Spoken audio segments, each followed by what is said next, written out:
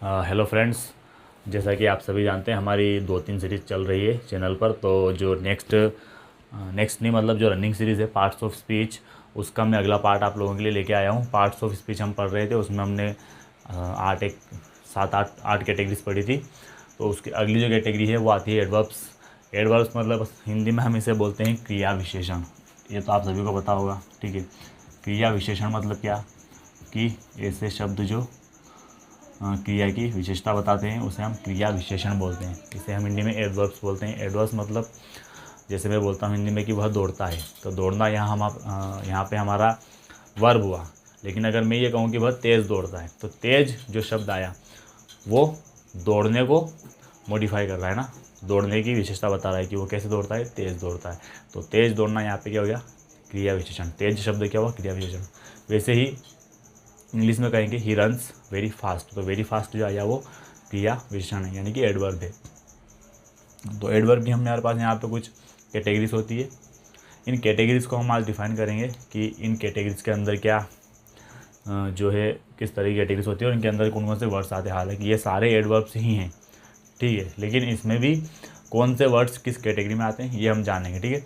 इतना डीप ज़्यादा पूछा नहीं जाता कहीं भी किसी एग्ज़ाम में, लेकिन बस हमें याद होना चाहिए। और याद करने का इसमें कुछ है नहीं कि हम इसे स्पेशली टाइम देकर याद करें।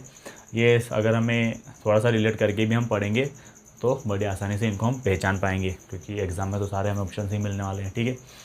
तो सबसे पहला आता है हमारा एडवर्ब ऑफ टाइम, यानी कि समय। समय को जो एडवर्ब्स डिनोट करेगी वो एडवर्ब ऑफ टाइम रहेगी। जैसे ago, then, early, before, today. He will come here today. तो टुडे मतलब जो टुडे शब्द आया वो आज है, आज क्या है, समय है। बिफोर मतलब पहले, पहले एक समय है। अर्ली मतलब पहले। ये जितने भी वर्ड्स हैं ये एडवर्ब्स ऑफ टाइम है, क्योंकि ये समय को प्रदर्शित करती है। नेक्स्ट आता है हमारा एडवर्ब ऑफ फ्रीक्वेंसी।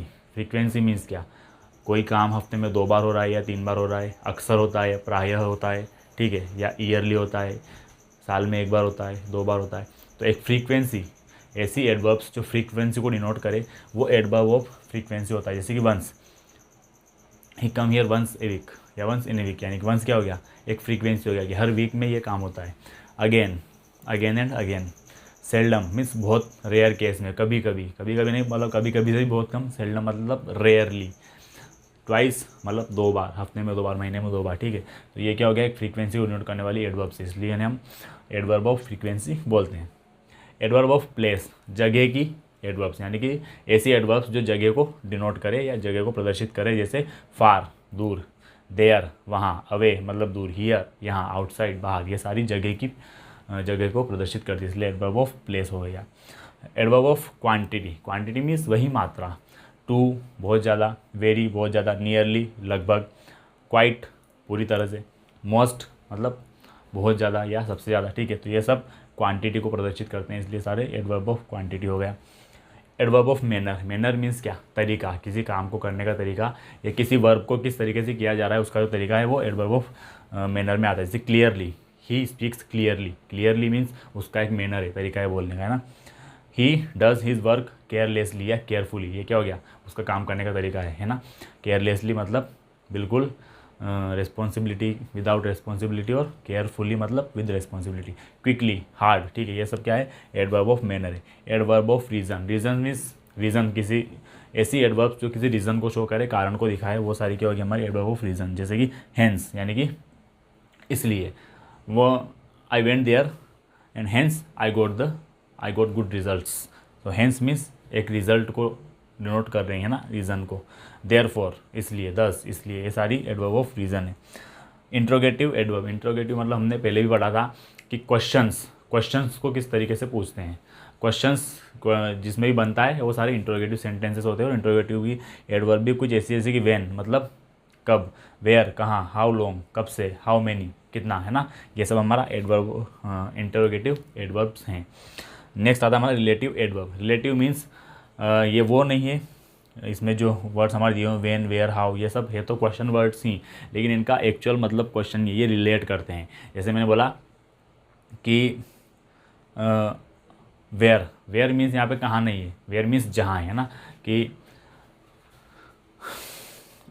जैसे मैं एक इसका एग्जांपल बनाऊँ कि I want to go there where full silence is available, यानी कि वेयर मीन्स जहाँ, ठीक है। तो इस तरह के सेंटेंसेस जिसमें ये क्वेश्चन वर्ड नहीं रिलेट करते हैं ना, रिलेटिव एडवर्ब से ही।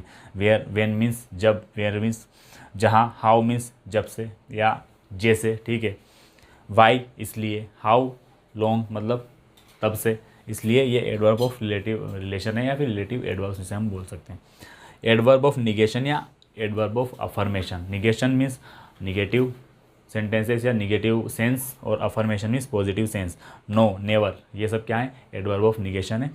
और यस, श्योरली, किसी को हम बोल रहे हैं, अगर हम यस कहना चाहते हैं तो यस कहेंगे, हम श्योरली बोलेंगे तब भी उसका मतलब यस ही रहेगा ना, यानी कि ये एडवर्ब ऑफ अफर्मेशन है और ये निगेशन, ठीक है।